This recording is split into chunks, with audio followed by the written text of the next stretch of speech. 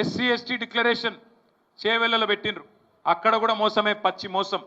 నిన్న మా కౌశిక్ రెడ్డి హుజూరాబాద్లో దళిత బంధు లబ్ధిదారులకు 2వ దశ డబ్బులు విడుదల చేయాలని చెప్పి పోరాటం చేస్తే పోలీసులు దాడి చేసి ఆయన చెయ్యిరగొట్టినంత పనిచేసిండ్రు.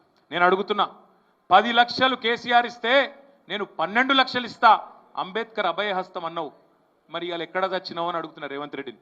మా ఎమ్మెల్యేల మీద దాడులు చేసుడు కాదు, దమ్ముంటే మొగోనివైతే ఇచ్చిన మాట ప్రకారం 12 లక్షల రూపాయలు ఇచ్చి చూపెట్టని అడుగుతున్నా. ఇవాళ ఒక బీసీ ఎస్సీ ఎస్టీ డిక్లరేషన్ కాదు, ఇదే వరంగల్లో రైతు డిక్లరేషన్ అని పెట్టినావు.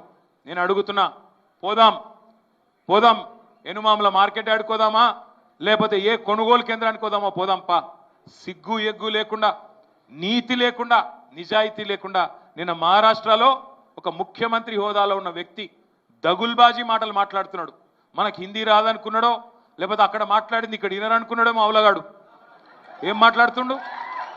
500 రూపాయల బోనస్ ఇస్తున్నాను బోగస్ మాటలు చెప్తుండి అవులా ముఖ్యమంత్రి. 500 రూపాయల బోనస్ ఈ రాష్ట్రంలో ఒక్కలకని ఇచ్చినవా?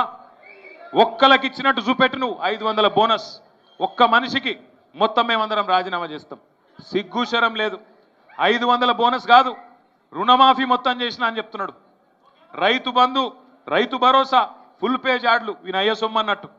ఈరోజు నేను అడుగుతున్నా రేవంత్ రెడ్డిని, నువ్వు పోయి మహారాష్ట్రలో ఇష్టం వచ్చినట్టు మోసం చేసే ప్రయత్నం చేస్తే ఎట్టి పరిస్థితిలో వదిలిపెట్టాం. తెలంగాణ రైతాంగం పక్షాన అడుగుతూనే ఉంటాం, నిన్ను నిలదీస్తూనే ఉంటాం. యువతకు మాట ఇచ్చినావు, విద్యార్థి డిక్లరేషన్ అన్నావు, యువజన డిక్లరేషన్ అన్నావు, మహిళా డిక్లరేషన్ అన్నావు. ఈ డిక్లరేషన్లన్నీ నీకు రేపు పాములై నీ మెడకు చుట్టుకుంటాయి. ఎందుకంటే ఇవన్నీ మోసకారి మాటలు అని ప్రజలకు అర్థమైనాయి. మేం వదిలిపెట్టం.